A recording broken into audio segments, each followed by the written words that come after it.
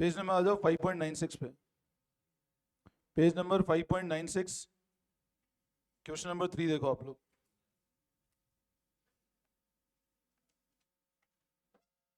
Question number 3 पे नजर डालो। क्या बोला है? State which of the following would result in inflow outflow no flow of cash. मतलब ये बताओ किस में क्या होगा, एक तो या तो क्या होगा इनफ्लो, या फिर क्या बोला है, या फिर बोला है नो फ्लो। इनफ्लो, आउटफ्लो या नो फ्लो, मतलब कैश का इनफ्लो होगा, कैश का आउटफ्लो होगा या नो फ्लो। पहला, sale of fixed asset book value 1 lakh at profit of 10,000, inflow वहीं पे कर लो। क्वेश्चन नंबर 3 की बात कर रहा हूँ। Sale of fixed asset book value 1 lakh at profit of 10,000 क्या है? इनफ्लो है। अगला, sale of goods against cash, inflow. Purchase of machine for cash, outflow.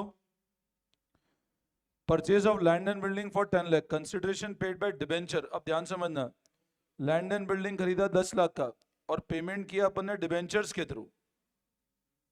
जमीन खरीदी बट पेमेंट अपन ने डिबेंचर, अपन ने पढ़ा था ना कंसिडरेशन अदर देन कैश वाला, ध्यान है अपन ने पढ़ा था, शेयर इशू वो कंसिडर, ये वो केस है। तो यहाँ पे कोई कैश का फ्लो है क्या? तो it is no flow of cash. Cash equivalent कैसे है? लैंड एंड बिल्डिंग खरीदा तो कैश इक्विवेलेंट कैसे? Issue fully paid bonus share, bonus में शेयर दिए, बोनस मतलब फ्री में शेयर्स दिए आपने।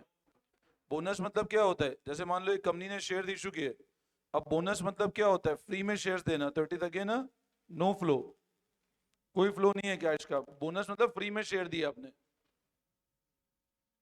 Cash withdrawn from bank, no flow, क्योंकि कैश इक्विवेलेंट है वो। Payment of dividend, outflow. Payment of dividend क्या है? आउटफ्लो। बोलो समझ में आया? एक बार सॉल्व क्वेश्चन पे आओ। आप लोग है ना आज इको का दे रहे हो, next week full course accounts का दे दो एक बार आप, नेक्स्ट सैटरडे को, है ना? किसका है? चलो इलस्ट्रेशन 14 देखो, page number 5.14।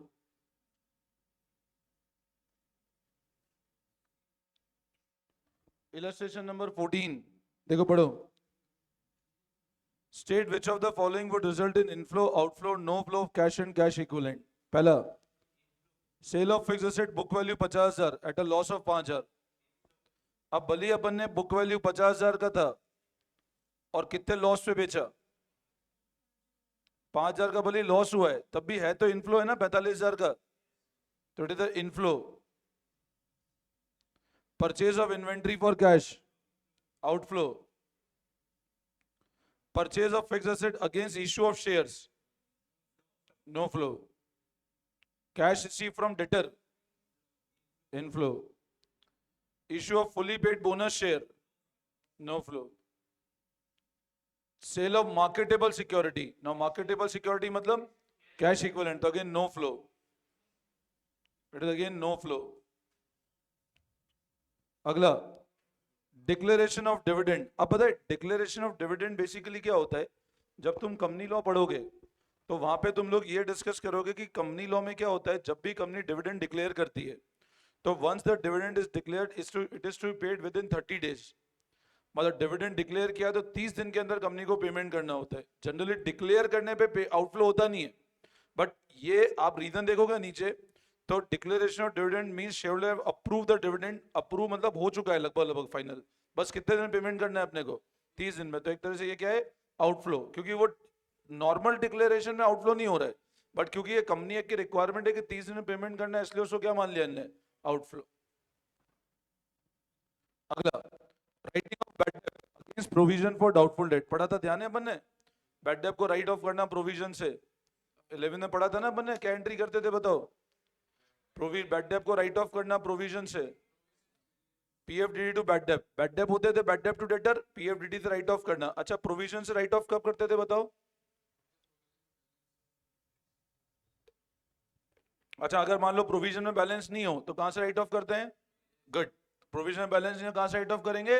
P and L से। और अगर प्रोविजन में बैलेंस पड़ा है तो पहले उस बैलेंस को यूज करेंगे, फिर सरप्लस बैड डेप होगा तो P&L से चार्ज करेंगे अपन लोग, ठीक है ना। तो no flow. Declaration of interim dividend, वापस वही वाली बात है डिविडेंड का। सेल ऑफ करंट इन्वेस्टमेंट, मैंने बताया था ना, current investment example of cash equivalent, current investment example of cash equivalent is a no flow. Increase in bank overdraft, increase in bank overdraft, bank overdraft मतलब आपने क्या किया, एक तरह से पैसा लिया है, बैंक ओवरड्राफ्ट फाइनेंसिंग होता है, तो पैसा आया अपने पास, that is the inflow. Decrease in cash credit, CC limit कम हो गई, मतलब पेमेंट किया है अपन ने, भाई सीसी लिमिट कम हो गई तो मतलब पेमेंट किया है अपन ने, तो आउटफ्लो। डेप्रीशिएशन चार्ज करना, डेप्रीशिएशन कैश इन्वॉल्व होता ही नहीं है, तो इट इज नो फ्लो। बोलो आई बात समझ में, वापस समझाऊं, कोई दिक्कत? ठीक है, अब है ना, आप मेरी बात समझना, मैंने आपको लास्ट क्लास में जो समझाया था, हम लोगों ने ये डिस्कस किया था पिछली क्लास में, अपन ने वो एग्जांपल लिया था ना एक,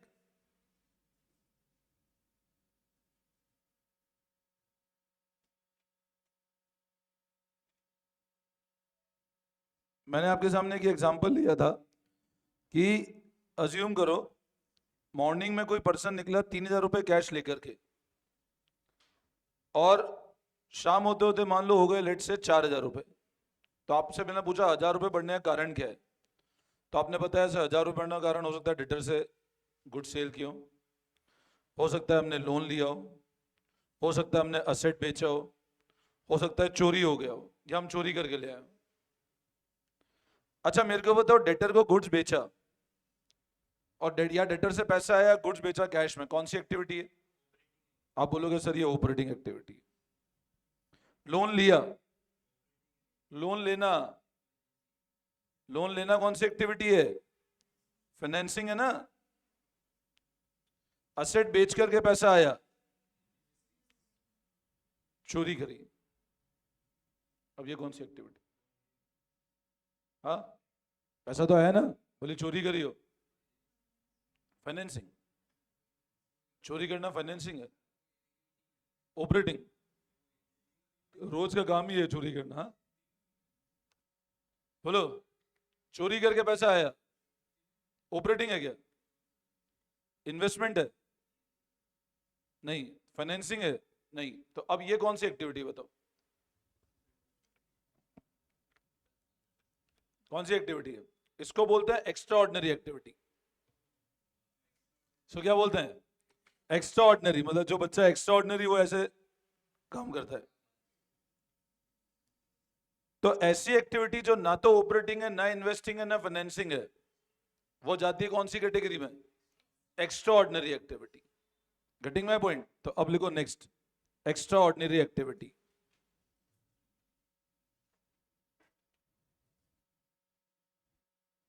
एक्स्ट्रा ऑर्डिनरी एक्टिविटी। अब ये तुमको पता है ना, अभी वो बैटिंग की एक्टिविटीज बंद हो गई है। कौन सी एक्टिविटी? ड्रीम 11। अब ड्रीम 11 जब अर्न करती थी उसके लिए कौन सी एक्टिविटी? ड्रीम 11 के लिए ऑपरेटिंग। मत तुमने अगर बैटिंग लगा के पैसा कमाया तो तुम्हारा ना तो ऑपरेटिंग है ना, अब जिसका काम ही यही है, मान लो आपने बोला अपना तो काम ही यही है रोज ड्रीम 11 में पैसा कमाना है, तो ऑपरेटिंग। बट मान लो कभी कभार कमाया तो एक्स्ट्रा ऑर्डिनरी एक्टिविटी। तो ऐसी एक्टिविटी जो ना तो ऑपरेटिंग है, ना इन्वेस्टिंग है, ना फाइनेंसिंग है, उसको क्या बोलते हैं? तो लिखो आप, all those activity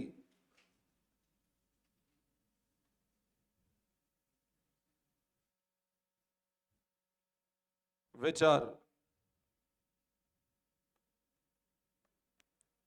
neither operating, investing and financing are classified as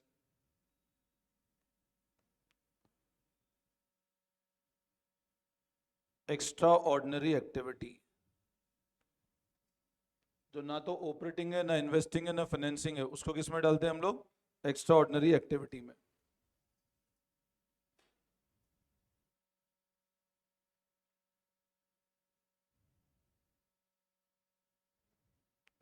अब इसमें आपको एक्स्ट्रा ऑर्डिनरी में ऐसा नहीं मिलेगा चोरी होना और ये है ना, ये तो अपन एक ठीक है नॉर्मल डिस्कसेबल, जनरली एक्स्ट्राऑर्डिनरी कंपनीज में क्या होता है तो लिखो, for example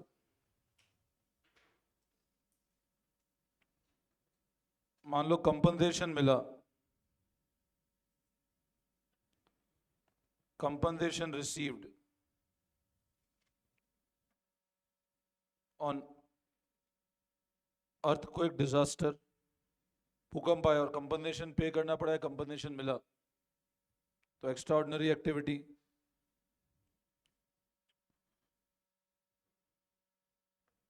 compensation paid to employees,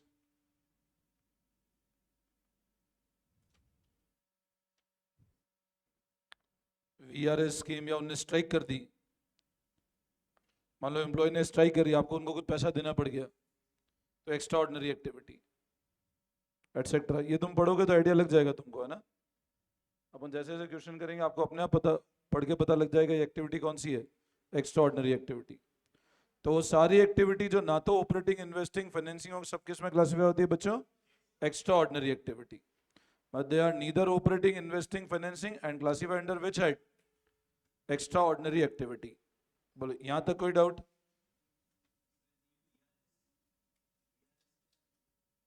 voluntary retirement scheme, voluntary retirement scheme, मान लो एम्प्लॉय ने रिटायरमेंट लिया तो कंपनसेशन पे किया,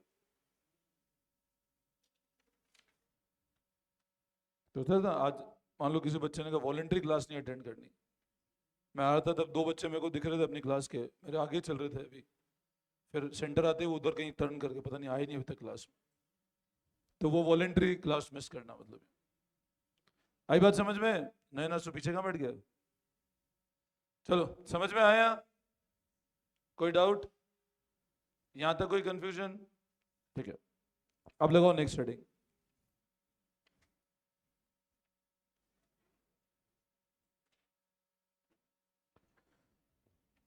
सबसे पहले लिखो first, cash flow from investing activity.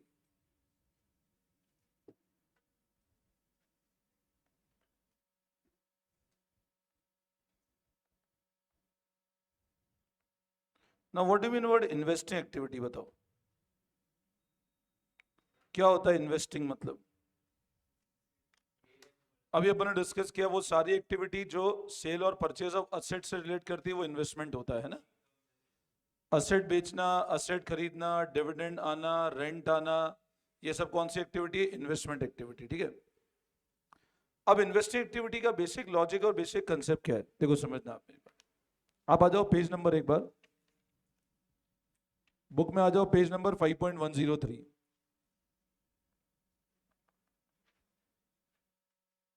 Page number 5.103, question number 21 पे ध्यान दो। From the following information calculate amount of cash flow from investing activity. आप कैश फ्लो निकालो कौन सी एक्टिविटी थे? इन्वेस्टिंग से। तो ऐसे फॉर्मेट बना लो,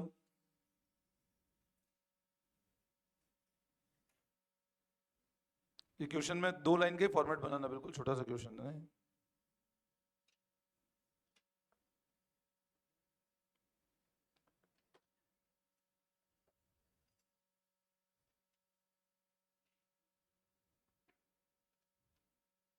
cash flow from investing activity, 2 column बना लो, पर्टिकुलर्स एंड अमाउंट।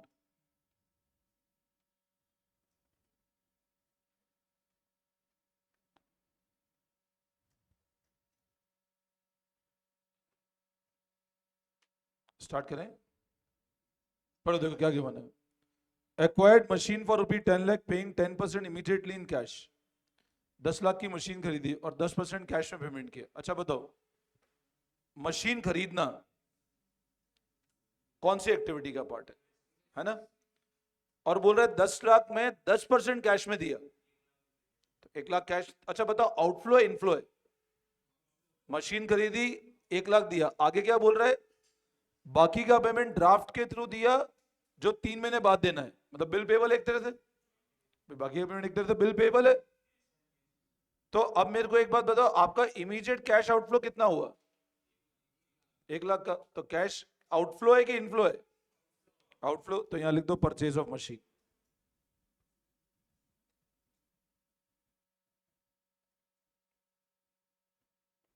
1 लाख। और अब बताओ ये फिगर माइनस आएगा प्लस आएगा? आपका आंसर माइनस में आया प्लस में आया? परचेज है तो नेगेटिव कर दूं इसको? तो एक तरह से इसको क्या बोलते हैं? अब सुनना, अगर मान लो आंसर माइनस में आता है तो उसको बोलते हैं cash use in investing activity. अगर प्लस आता है तो बोलते हैं cash flow from investing activity. आपका आंसर माइनस में आया तो क्या लिखोगे? कैश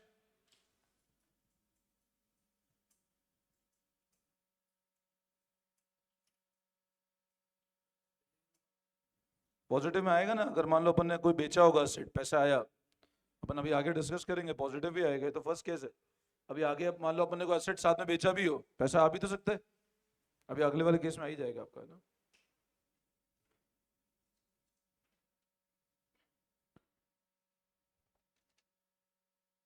जब भी नेगेटिव आएगा तो कैश यूज होगा आंसर, और पॉजिटिव होगा तो कैश फ्लो होगा answer.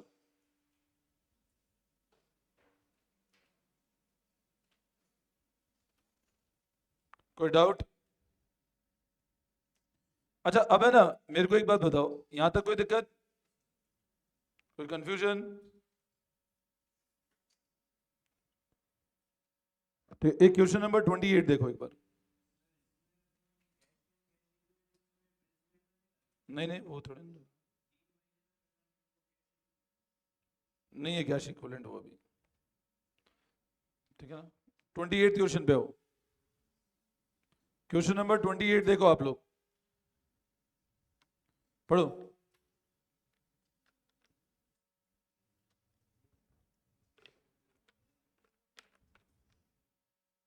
From the following particular calculate cash flow from investing activity. बना लो फॉर्मेट।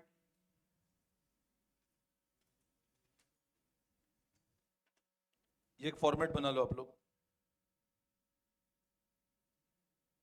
दो कॉलम बनाओ, पहला कॉलम पर्टिकुलर्स, सेकंड अमाउंट, और इधर लिखो cash flow from investing activity.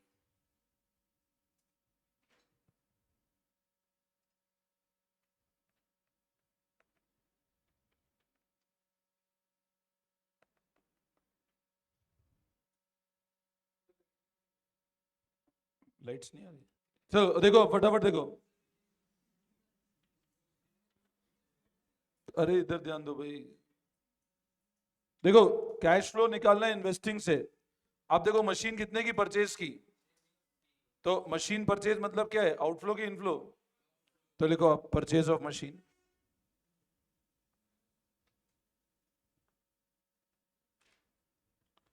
कितने का आउटफ्लो है?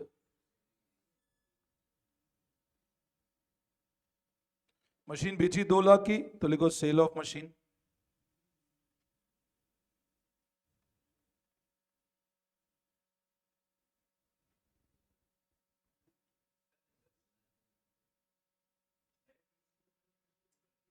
वो लिखा है ना क्वेश्चन, देखो ना। हाँ, परचेज मतलब क्या होता है? आउटफ्लो, इसलिए माइनस किया। इन्वेस्टमेंट कितने के परचेज किए, तो लिखो परचेज ऑफ इन्वेस्टमेंट।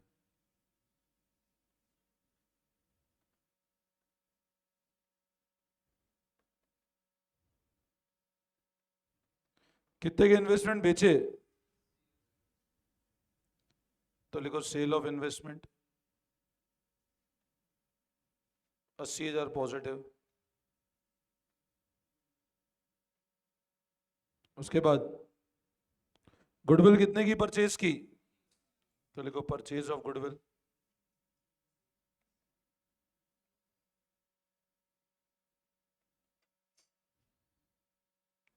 पेटेंट कितने के बेचे, तो लिखो सेल ऑफ पेटेंट। सब इन्वेस्टिंग है ना, इसलिए यहां लिख रहे हैं हम लोग।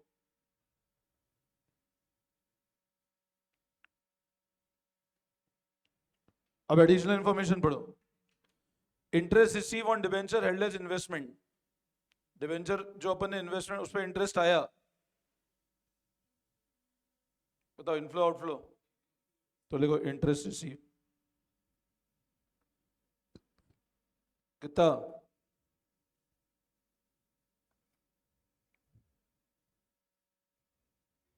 इंटरेस्ट पेड, आउटफ्लो, अपन कौन सी एक्टिविटी बना रहे हैं? इंटरेस्ट पेड, इन्वेस्टिंग होता है क्या? तो आउटफ्लो यहां क्यों लिखोगे? आप तो इन्वेस्टमेंट की बात कर रहे हो ना। आपने इंटरेस्ट पे किया तो वो तो फाइनेंसिंग है, तो यहां नहीं आएगा ना, यहां आएगा ही नहीं। अपन इन्वेस्टमेंट की बात कर रहे हैं, इंटरेस्ट पे करना तो फाइनेंसिंग है, तो यहां आना ही नहीं है उसको। डिविडेंड रिसीव, तो लिखो डिविडेंड रिसीव। कितना डिविडेंड आया?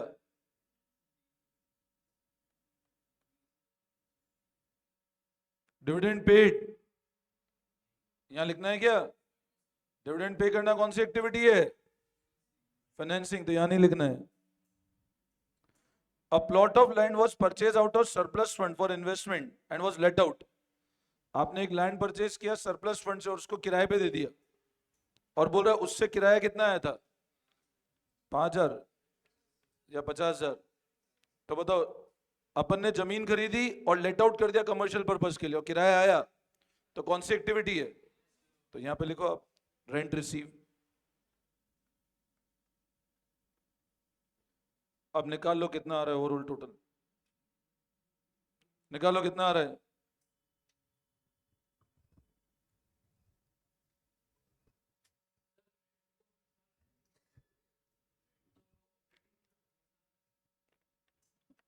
नहीं, रेंट हर साल आएगा, बट आपने परचेज किस पर्पज के लिए किया था? खुद के लिए कहाँ किया था? वो लिखा है ना, plot of land was purchase surplus let out for commercial use. आप देखो ना वो क्या लिखा हुआ है, पढ़ो वहां पे, कमर्शियल यूज के लिए लेट आउट कर दिया आपने। इसका मतलब क्या हुआ? खरीदी थी अपन ने, किराए पे दे दी, है ना। अभी आप मेरे को बताओ, खरीदना, देखो, हर साल आना या हर साल देने पे डिपेंड। अब जैसे मान लो ब्याज है, मैंने को लोन लिया 20 साल का, हर साल ब्याज दे रहा हूं मैं, तो बताओ कौन सी एक्टिविटी होगी? ऑपरेटिंग होगी क्या? मतलब क्राइटेरिया कभी निकल ये नहीं होगा बेटा कि है ना हर साल आ रहा है हर साल जा रहा है, उस पर डिपेंड नहीं करेगा। डिपेंड करेगा नेचर क्या है। अब आप मेरे को बताओ, अपन ने लोन लिया, अपन 30 साल का लोन लिया, हर साल ब्याज दे रहे हैं अपन, तो वो ऑपरेटिंग थोड़ी ना बन जाएगा। लोन लेना तो फाइनेंसिंग है ना। जमीन खरीदी, अब जमीन का खरीदने का पर्पस क्या था? रेंट पे देना है, कोई यूज, इन्वेस्टमेंट है वो, तो उसकी कोई इनकम होगी, वो भी इन्वेस्टमेंट ही होगी ना, इसलिए वो इन्वेस्टिंग है वो। तो कभी ऐसे चेक मत करो हर साल है कि नहीं, पर्पस क्या है वो देखो आप, है ना। अब निकालो टोटल कितना आ रहा है, डायरेक्ट करो, कितना आ रहा है? अरे आंसर देख के नहीं बोलना है, करो करो, चेक करो, आ रहा है नहीं आ रहा है? चेक करो, आ रहा है नहीं आ रहा है आंसर? चेक भी नहीं कर रहे आधे तो। 50 और 20 70, 78, 78 और 150, 150 में 70 जोड़ो तो 220, 228 माइनस 1 लाख, तो 120 आ रहा है, 452 नेगेटिव आ रहा है, तो 452 नेगेटिव, तो यहां लिखो cash use in investing activity.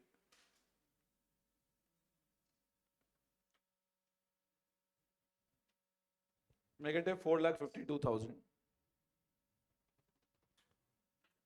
अब बिल्कुल सेम पैटर्न का एक क्वेश्चन आप होमवर्क करना, पेज नंबर, बिल्कुल सेम पैटर्न है ये वाला।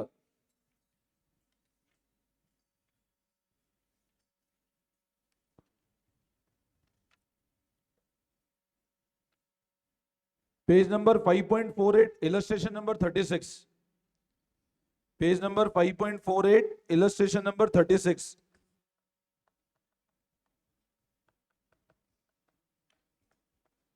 ये होमवर्क करोगे आप लोग, कर लोगे होमवर्क? ठीक है, अब लगाओ नेक्स्ट हेडिंग। अरे यार अभी, हाँ, देखो नेक्स्ट हेडिंग लगाओ, देखो प्रिपरेशन ऑफ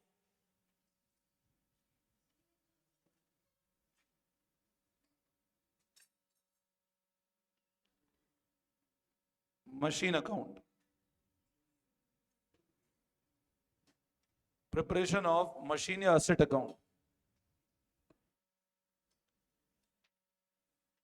वापस जाएंगे अब डेप्रिशिएशन चैप्टर की तरफ, है ना। बनाओ फॉर्मेट।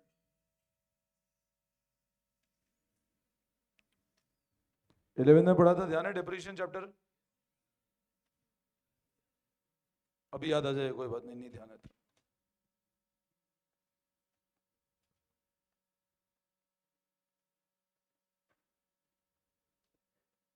मशीन अकाउंट है। मशीन मतलब कौन सी कैटेगरी है? असेट। ऐसे लिखते हैं, by balance brought down. Should I write to by balance brought down और to balance brought down? Good, तो लिखो आप।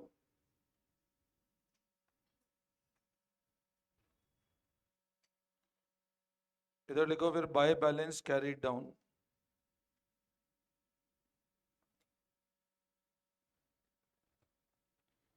Opening debit, opening credit. Opening debit balance है ये वाला, ये क्लोजिंग क्रेडिट बैलेंस है ना, this closing credit balance number two. Number two is closing credit balance, Eklavya, है ना? एकलव्य, चक्कर, अरे यार चक्कर क्यों आ रहे हैं तेरे को? हाँ,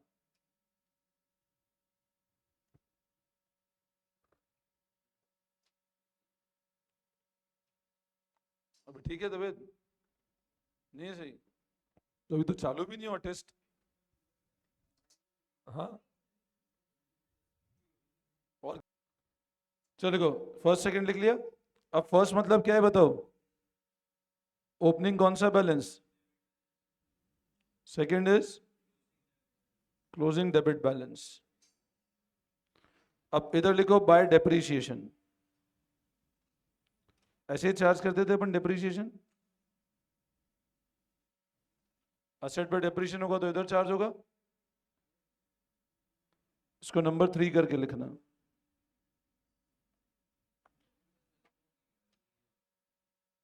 हाँ, दोनों मिल सकते हैं।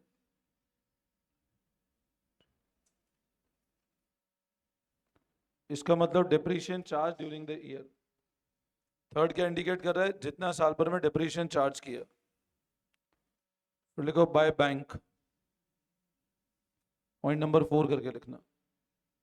Bye bank point number 4।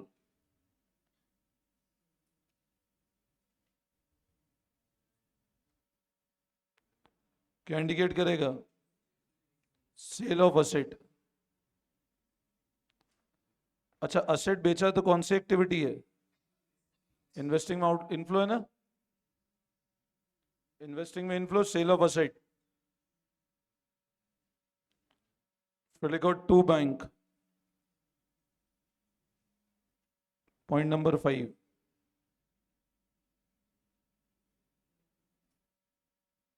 क्या इंडिकेट करता है? Purchase of asset. क्या चीजें बोलो ये? इन्वेस्टिंग एक्टिविटी में आउटफ्लो है।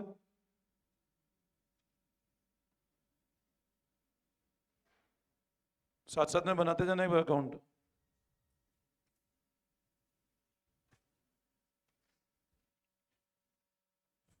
इधर लिखो to P N L.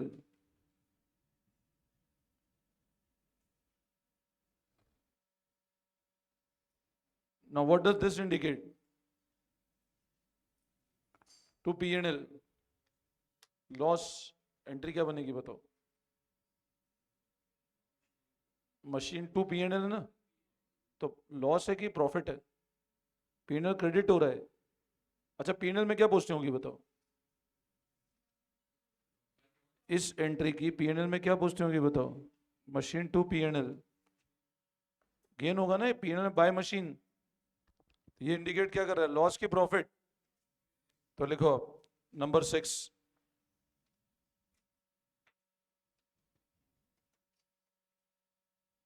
Profit on sale of machine.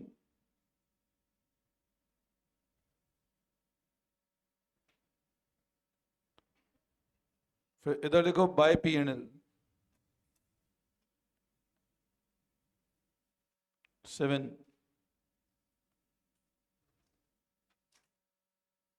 Bye P N L. Now what does this indicate? Loss, तो लिखो number 7। Loss on sale of machine. वापस देख लो एक बार।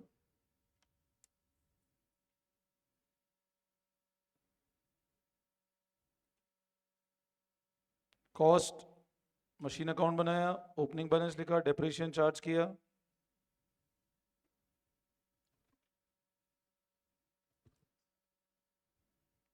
इसमें कोई डाउट?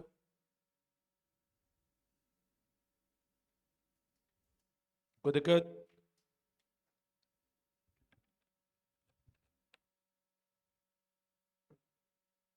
वापस समझाओ।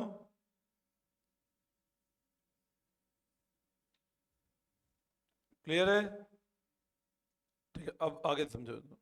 देखो, मान लो मैंने एक मशीन परचेज की,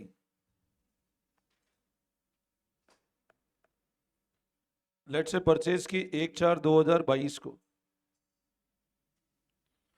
और मान लो 5 लाख पे परचेज की। अब मशीन परचेज की 1 अप्रैल 22 को कितने रुपए पे? तो ये 5 लाख क्या चीज है बताओ? असेट की कॉस्ट, एक तरह से कह सकते हैं ये असेट की क्या है? कॉस्ट। मैं कहता हूं मान लो इसको मैंने 2 साल के बाद, मान लो 1/4/24 को 2 लाख पे बेच दिया।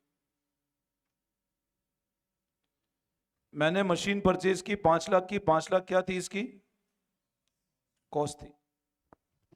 2 साल के बाद 1/4/24 को इसको 2 लाख पे बेच दिया। क्या मैं ऐसा बोल सकता हूं मेरे को 2 लाख 3 लाख का लॉस हो गया? क्यों नहीं? डेप्रिसिएशन लेगा, मतलब ये क्लियर है कि जब भी असेट की सेल पे प्रॉफिट निकालना है या लॉस निकालना है, मैंने आपको 11 में भी पढ़ाया था, मैं फिर रिपीट कर रहा हूं, जब भी असेट की सेल पे प्रॉफिट या लॉस निकालना है, कभी भी कंपैरिजन कॉस्ट और सेल वैल्यू का नहीं होता है। ध्यान है, अपन 11 में पढ़ा था, कॉस्ट और सेल वैल्यू कंपेयर नहीं होता है, हमेशा कंपेयर होता है बुक वैल्यू किससे?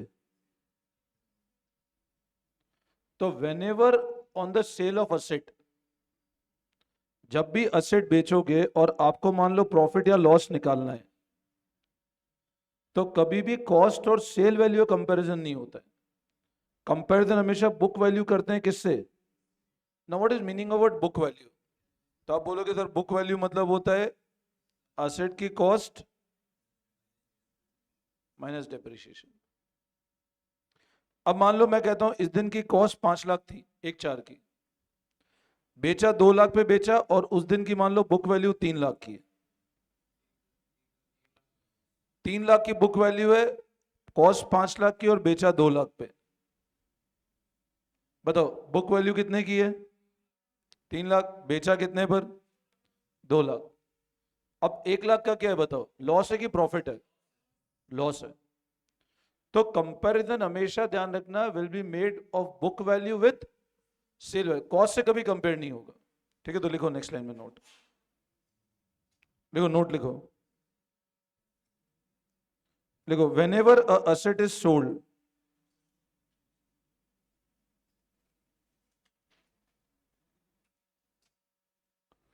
whenever a asset is sold,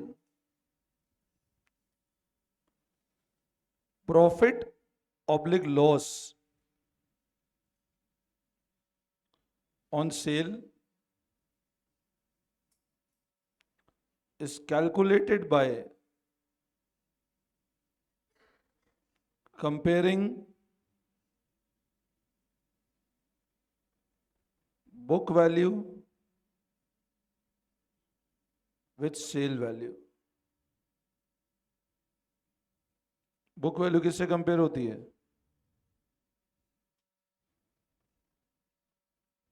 cost is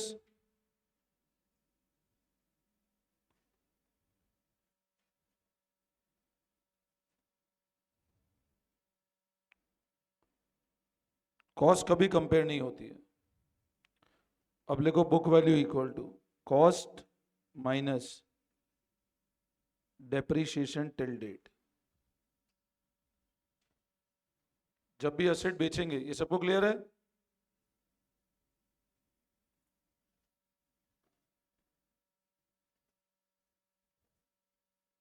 और फिर लिखो नेक्स्ट लाइन में if greater than sale value, तो क्या इंडिकेट करता है? बुक वैल्यू ज्यादा है और सेल वैल्यू कम है, लॉस।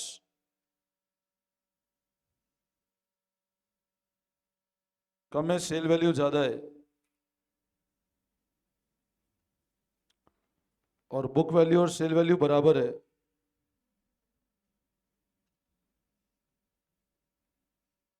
कॉस्ट कभी कंपेयर नहीं करना है ना, ये ध्यान रखना।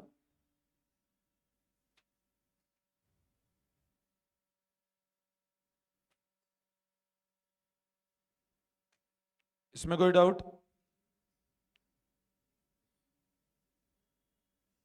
फिर से चेक कर लो अकाउंट।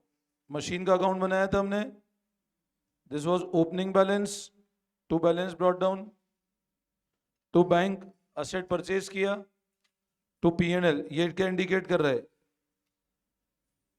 बाय डेप्रिसिएशन कितना डेप्रिसिएशन चार्ज किया, ये क्या इंडिकेट कर रहा है? ये क्या इंडिकेट कर रहा है? और ये क्या है अपना क्लोजिंग बैलेंस।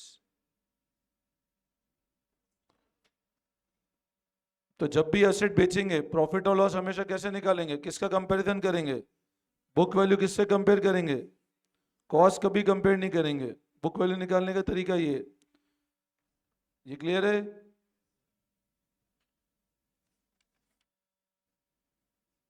इस क्वेश्चन, अच्छा इसमें लिखना book value is sometime, book value कभी कभी रिटर्न डाउन वैल्यू भी लिख देते हैं बुक क्वेश्चन में। Book value can also be called as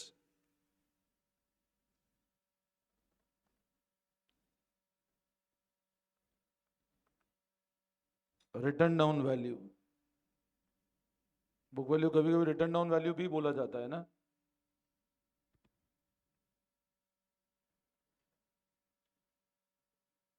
ये क्वेश्चन पैटर्न कराया था उन्हें, तो भूल जाओगे तुम लोग। 22nd क्वेश्चन पे हो, पेज नंबर 5.103।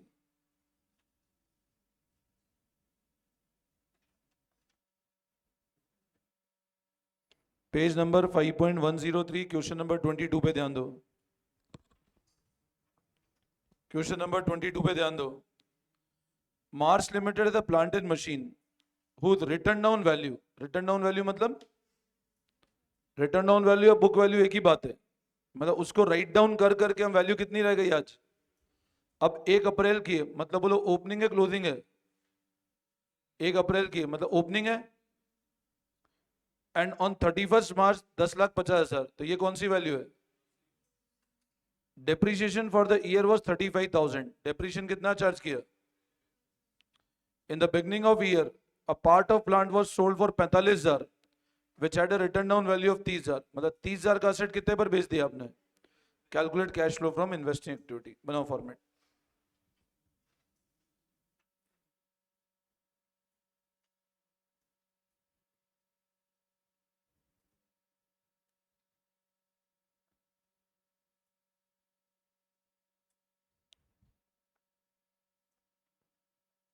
देखो cash flow from investing activity,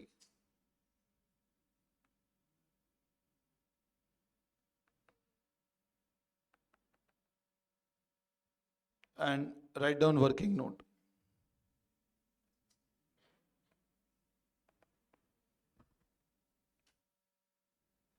cash flow from investing activity, write down working note. अब वर्किंग नोट में प्लांट एंड मशीन का अकाउंट बना लो, एक लेजर बना लो प्लांट एंड मशीन का।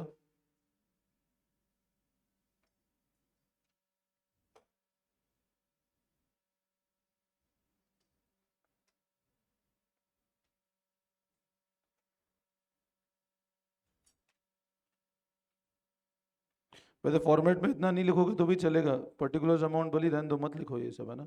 डायरेक्ट टी शेप लेजर बना लो आप लोग, डायरेक्ट टी शेप लेजर बना लो आप।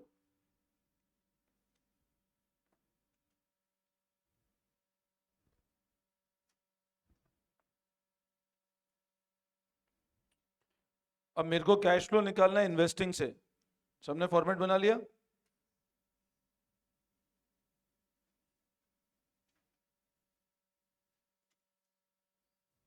सबसे पहले ओपनिंग बैलेंस कितना है बताओ, what is the opening balance? तो लिखो टू बैलेंस ब्रॉट डाउन,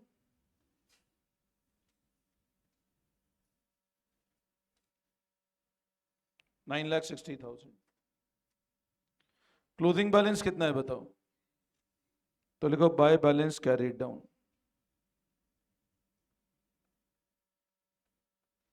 $10,50,000। इसमें कोई दिक्कत? Note depreciation for the year, तो लिखो बाय डेप्रिसिएशन, 35,000।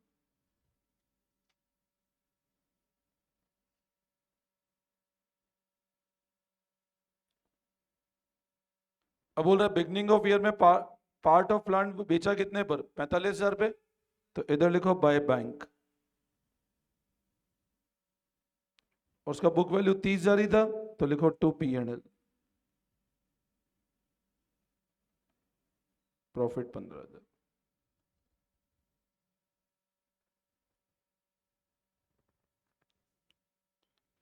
बोलो यहां तक कोई डाउट?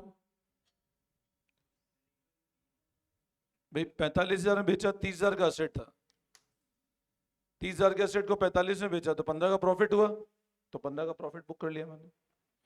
अच्छा अब है ना, एक चीज बताओ, ओपनिंग वैल्यू कितनी थी, डेप्रिशिएशन कितना लगा, तो 960 माइनस करो 35,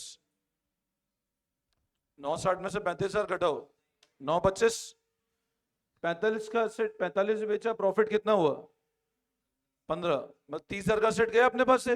भाई गया कितने पे गया, तो 30,000 का ही ना। भाई मेरे पास से वैल्यू तो 30,000 कम है, भले वो 1 लाख पे बिका हो, बट 30,000 की वैल्यू कम हुई। 925 माइनस करो 30, 895। अब क्लोजिंग 895 दिखना चाहिए भाई। अगर 960 में से 35 का डिप्रिसिएशन हो गया और 30,000 का असेट बेच दिया, तो 895 दिखना चाहिए। दिख कितना रहा है, मतलब साल में क्या किया है और खरीदा है हमने। अब ये मैंने तुमको समझाने के लिए बताया, डायरेक्ट करना हो तो टू बैंक बैलेंसिंग फिगर भी निकाल सकते, बट आपको लॉजिक क्लियर होना चाहिए कि 1050 वहां पे टू बैंक बैलेंसिंग फिगर भी कर सकते हैं अपन लोग, और आना वही है। बट समझ आए 895 दिखना चाहते, कितना रहे 1050, मतलब कैश गया है अपना, कैश गया है, तो यहां लिखो टू बैंक, कितना 1050 minus 895, 10 lakh minus 9 lakh minus 1050, 1.5 lakh, तो 155 आता है, तो 1,55,000। बस अब इसका टोटल लगा लो, टोटल कितना आ रहा है बताओ।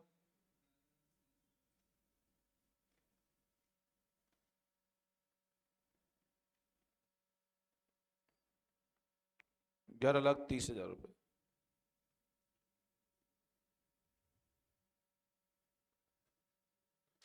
अच्छा अब है ना, मेरे को एक बात बताओ, सब लोग इधर ध्यान देना वापस, सब लोग इधर सुनो।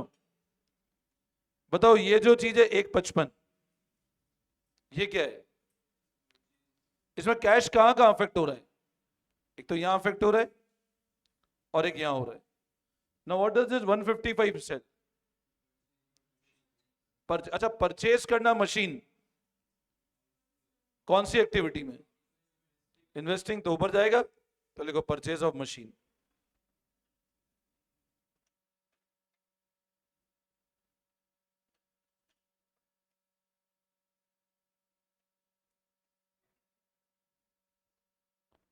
और असेट बेचा कितने पर, तो लिखो सेल ऑफ मशीन, ये इनफ्लो है।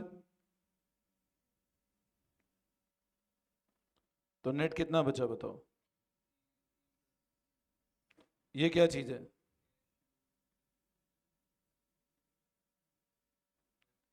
Investing activity. बोलो आई बात समझ में?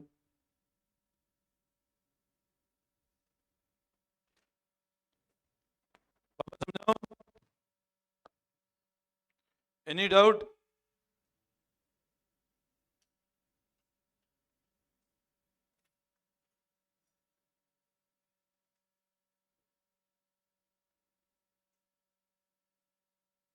एक होमवर्क लिख लो, और सेम पैटर्न का होमवर्क लिखो, या अभी कर लेते हैं अपन एक और। 10:30 है ना। चलो एक होमवर्क लिखो, इलस्ट्रेशन नंबर 33, पेज नंबर 5.44 पे होमवर्क में कर लेना इसको, ठीक है? फिर नेक्स्ट क्लास में करते हैं।